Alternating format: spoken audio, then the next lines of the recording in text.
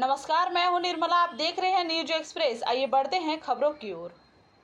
तत्कालीन प्रधानमंत्री इंदिरा गांधी द्वारा अपनी स्वार्थ पूर्ति के लिए लगाई गई इमरजेंसी ने कई घरों और परिवारों को बर्बाद कर दिया। उस दौर में लोकतंत्र सेनानियों को अपार कष्ट सहने पड़े, लेकिन वे झुके नहीं। आपातकाल के 50 वर्ष पूरे होने पर एक कार्यक्रम रखा गया। इसमें मीसा बंदी और उसके परिजन आमंत्रित किए गए। भारत माता और विद्या की देवी सरस्वती के चित्र पर माल्यार्पण व पूजा अर्चना कर कार्यक्रम का शुभारंभ किया गया। कार्यक्रम के दौरान सभा घर में जय घोष होता रहा। मुख्यमंत्री विष्णुदेव साय ने यह आपातकाल के दौर में गिरफ्तार किए गए लोकतंत्र रक्षकों एवं उनके परिजनों का सम्मान किया गया। उन्होंने कहा कि उस दौर की यादें बेहद कष्टप्रद रही। अपने स्वार्थ और सत्ता के लालच के लिए कोई व्यक्ति कितना नीचा गिर सकता है, इमरजेंसी ने इसे स्पष्ट किया। ऐसी घटनाएं लोगों को हमेशा याद रहेगी। आपातकाल का 50वीं वर्षगांठ है और पिछले साल भी हमारा सौभाग्य था कि प्रदेश भर के जितने भी सेनानी थे उनको सम्मान करने का सौभाग्य मिला था। और इस साल तो 50वीं वर्षगांठ है। उस उपलक्ष्य में प्रदेश भर से सभी हमारे लोकतंत्र के सेनानी आए हैं। उनको निमंत्रण था और उनका हम सब लोगों ने सम्मान किया है। कि आपातकाल ये देश का काला अध्याय था, काला इतिहास था। उसको कभी भुलाया नहीं जा सकता। जिस समय कांग्रेस एक छत्र राज्य पूरे देश में आज़ादी के बाद से कर रही थी और इतनी दम भोक्ती हो गई थी कि अदालत का आदेश भी नहीं मानना। अदालत ने इंदिरा जी के चुनाव का अवैध घोषित कर दिया। जो वहाँ से लड़ी थी रायबरेली से, उनको प्रधानमंत्री के अयोग्य घोषित कर दिया, संसद के अयोग्य घोषित कर दिया। उस आदेश को रद्द की टोकरी में फेंक कर आपातकाल लगाकर वो विपक्ष के नेता जो कह रहे थे कि इंदिरा जी अदालत का सम्मान करो, लोकतंत्र का सम्मान करो, प्रजातंत्र का सम्मान करो, उसको मानना छोड़कर जो है और रातों रात आपातकाल लगाकर सारे लोग जो देश के विपक्ष के नेता थे, लाखों की संख्या में, हजारों की संख्या में, उनको रातों रात जेल में डाल दिया गया और आज़ादी अखबारों की छीन ली गई, अखबारों को सील कर दिया गया, अखबारों की स्वतंत्रता छीन ली, सेंसरशिप लगा दी। उसके खिलाफ हम लोगों ने सत्याग्रह किया। मैं भी 18 वर्ष का नौजवान था, मेरे जैसे ही हजारों लाखों लोगों ने सत्याग्रह किया कि इंदिरा तेरी तानाशाही नहीं चलेगी, आपातकाल हटाना होगा। तो हम लोगों को गिरफ्तार करके जेल में डाल दिया। जेलों में मारा गया, बाहर मारा गया, थानों में मारा गया, भूखा रखा गया, खाना फेंक दिया गया। अदालत में जाने के लिए बाद हथकड़ी लगाकर जाने कहा जाता है, हम हथकड़ी लगाकर नहीं गए। इस प्रकार से सारी प्रताड़ना जेल के अंदर, जेल के बाहर उस कालखंड में दी गई।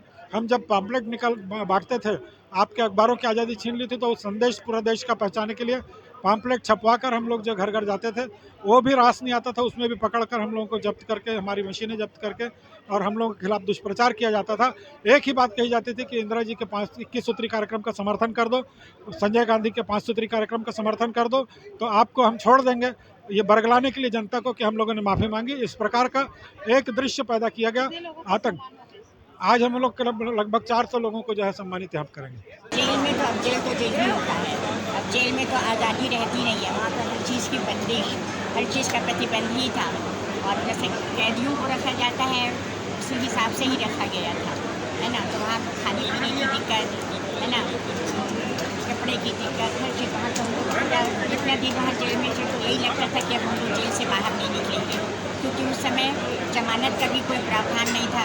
जो मिलने भी जाएगा उसको भी अरेस्ट कर लिया जा रहा था। परिवार वाले भी, संस्था वाले भी कोई नहीं जा पा रहे। जो भाजपा सरकार जो शुरुआत की है, क्योंकि जितने लोग जेल में थे तो सभी लोग का ऐसा पारिवारिक आर्थिक स्थिति तो अच्छी थी नहीं। बहुत लोग स्टूडेंट लाइफ में ही चले गए, उनका कैरियर बर्बाद हो गया। जो जॉब वाले थे उनका जॉब चला गया। तो परिवार में तो बहुत तरह की दिक्कतें आई, है ना। तो उसमें बहुत लोग इतना टॉर्चर भी किया गया कि उनका हेल्थ ही पूरा बर्बाद हो गया। तो कुछ कर नहीं सकते। तो लेकिन जब बीजेपी सरकार आई फिर उन्होंने इस तरह से सब मतलब उसके बदले में कुछ देना चाहते हैं। पेंशन जो शुरू किया 2008 में शुरू किया, तो उससे परिवार को बहुत ही राहत मिली है। लोकतंत्र के इतिहास का वो काला दिन इस पूरे भारतवर्ष में कोई भी नहीं भूल पाएगा। हमारे पिताजी भी 1975 के उस इमरजेंसी में कैद में रहे। अनेक तरह की यातनाएं हमारे पिताजी को व तमाम लोकतंत्र सेनानियों को कांग्रेस सरकार के उस समय इंदिरा गांधी जी के नेतृत्व में दिया गया। इलाहाबाद हाई कोर्ट का एक फैसला जिसमें इंदिरा गांधी को उनकी लोकसभा की जब सदस्यता की सीट समाप्त कर दी गई तो अपने सलाहकार और अपने सीट को बचाने के लिए अपने सलाहकार के कहने की बात सुनकर उन्होंने पूरे देश में लोकतंत्र की हत्या करके तमाम विपक्षी राजनेताओं को रातों रात जेल में कैद करके अराजकता फैलाने का जो काम किया, इस अराजकता को पूरे 50 वर्ष हो चुके हैं।